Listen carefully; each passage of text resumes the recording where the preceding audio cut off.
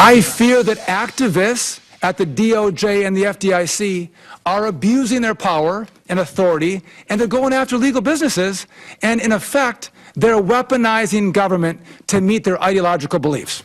As we welcome you into our third and final hour of America's Forum with Miranda Kahn, J.D. Hayworth here, and that was Congressman Sean Duffy of Wisconsin sharing his concerns about the potential hidden agenda of what has been dubbed Operation Choke Point.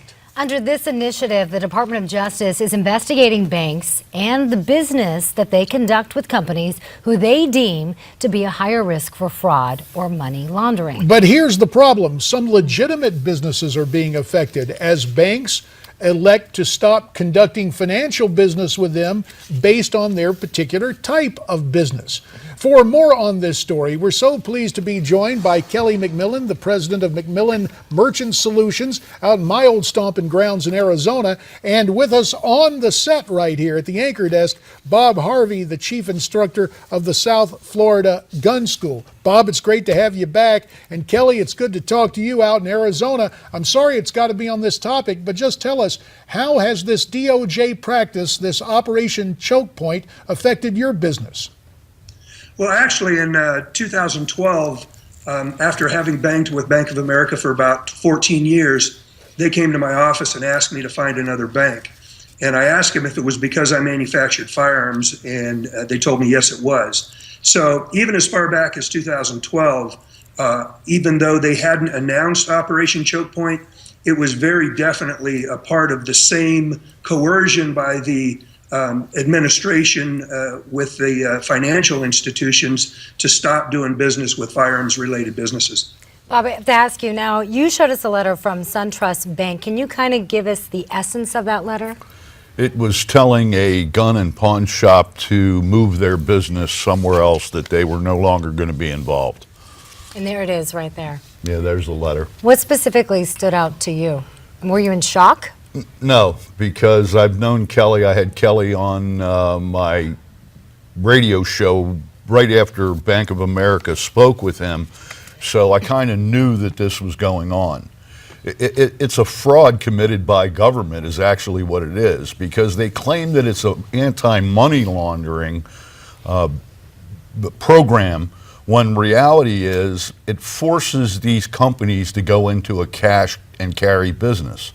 Fraud is easier to commit, and money laundering is easier to commit with a cash business than it is with credit cards and, Right, because then it's traceable. Exactly. And it leads to this question. Kelly, since you had your banking privileges essentially revoked by the Bank of America, do you think what the government is doing here is aimed specifically at trying to deprive people of their Second Amendment rights? Well, I have no other reason that I can come up with that they would want this to happen. They definitely want, if they can't legislate our rights away, they definitely want to make it more difficult for individuals to purchase firearms. And if the manufacturers and the resellers, the sellers, can't get financial institutions to back them so that they can do their business, it's going to be difficult for people to purchase firearms. Now, on the other side, there are other businesses listed as being high risk for fraud. I'm going to read a couple of those. Credit repair services, home-based charities, pyramid sales, telemarketing. So guys, I'm going to go to you first, Bob. Is it possible that ammo sale companies are not being targeted specifically? I'd love to see the statistics on the firms that they actually targeted. Okay, one of the reasons that they added all those others is a smoke and mirrors type of deal. I would bet that this happened more to gun dealers, gun manufacturers, gun distributors than any of the other businesses that they claimed in this. And they're trying to get to it up in Washington right now, exactly who was targeted. Kelly, about 40 seconds. We'd like to get your input on this. We know a lot of telemarketing firms are out in Arizona. You heard of any of those businesses losing their, quote, financial privileges at the bank? There have been many, more so in the credit card processing end of it than in their banking relationships. They're trying to create a situation where you can't buy anything gun related online, which requires a credit card and a processor to do that transaction. They're making that almost impossible to get that type of process or merchant services today. Well, obviously, this is a subject that merits more attention, and it's funny, we're not funny, haha, but we're talking about financial considerations. Truth be told, we have some financial considerations here too. We're going to step aside and pay some of our bills, and when we come back, we're going to talk more about the effects long-term of Operation Choke Point and what businesses are doing in response. That's the next part of our conversation after this timeout.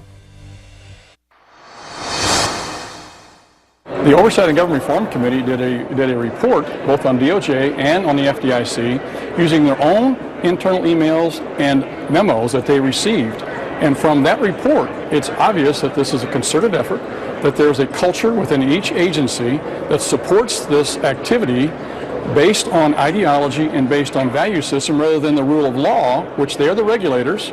Sure. I fully support their mission to try and go after money laundering, but this is not what they're doing. As we welcome you back to America's Forum with Miranda Kahn, J.D. Hayworth, time for us to continue our conversation on Operation Choke Point with McMillan Merchant Solutions President Kelly McMillan, who is Skyping in from Arizona, and here on our anchor desk, South Florida Gun School Chief Instructor Bob Harvey. Now, Bob, we just heard Congressman Luetkemeier's take that the DOJ is not investigating illegal practices, instead just going after businesses that do not fit the administration's agenda. Do you concur with that? I not only concur with it, I think that the Department of Justice was probably behind this. Really? So you're saying the DOJ, in your opinion, do you think it'll change if we change attorneys general? Depends on which attorney general. The one that they're having up for selection process right now, no, it's going to be worse. Kelly, what do you think? Do you agree with that? Do you think the DOJ is behind this?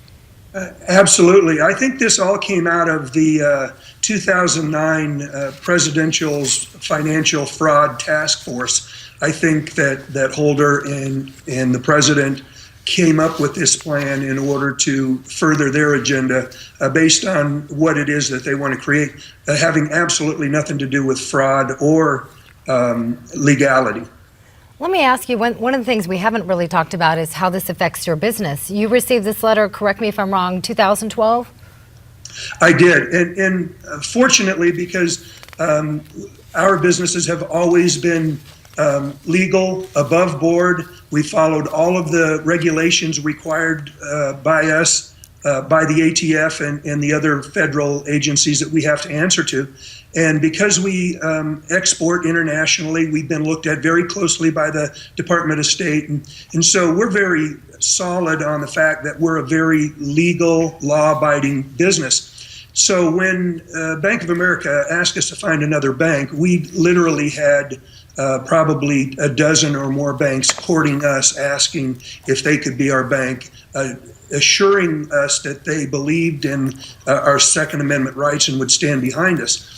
Now, I believe that all of the banks that really courted our business were small community banks that didn't have the fear of the reprisals promised by the DOJ if they didn't succumb to their wishes. So we found a very solid bank. We're happy to be with National Bank of Arizona. They're part of the Zion Group. They stand behind us and they've supported our business. One of the things that I'd like to say is because I've been in this business for 40 years and the McMillan family has been manufacturing firearms since the mid-60s, it was very important to me, not just because it was an inconvenience for me to find another bank.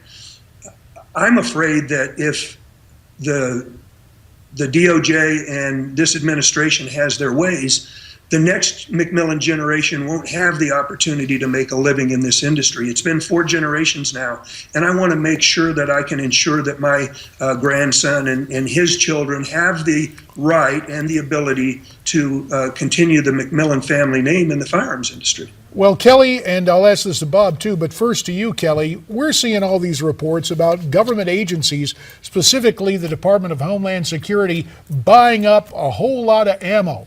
Why do you think that's happening? Well, the theory is that because if they can keep it off the market and that individuals can't buy ammunition, guns are fairly worthless. And so it might be that they're trying to keep us from being able to obtain firearms, ammunition for the firearms that we choose to shoot. What about it, Bob? What's going on? I think it's a double-edged sword. Once when there was an ammo shortage because of the government tapping into the manufacturers, it created a panic in addition to that shortage that was created. Law-abiding citizens went in and bought normally more than what they would own on a regular day-to-day basis because they were afraid they wouldn't be able to get it sooner. So yes, part of it could be that, but another part of it is that the civilian population is buying in fear of a shortage. I'd like to say something about Kelly's family, because a lot of people may not know who they are. I entered into a relationship with them when I was in the military 40 years ago at Quantico, Virginia. Kelly's dad and uncle built rifle stocks and barrels for our American snipers. As a matter of fact, Chris Kyle used one of Kelly's rifles over in Iraq. And that goes to show you just the patriotism involved. Kelly McMillan, we thank you for Skyping in from Arizona, your family's experience, giving us your experience firsthand. And Bob Harvey, as always, we're grateful for your time, and we'll be right back with more here on America's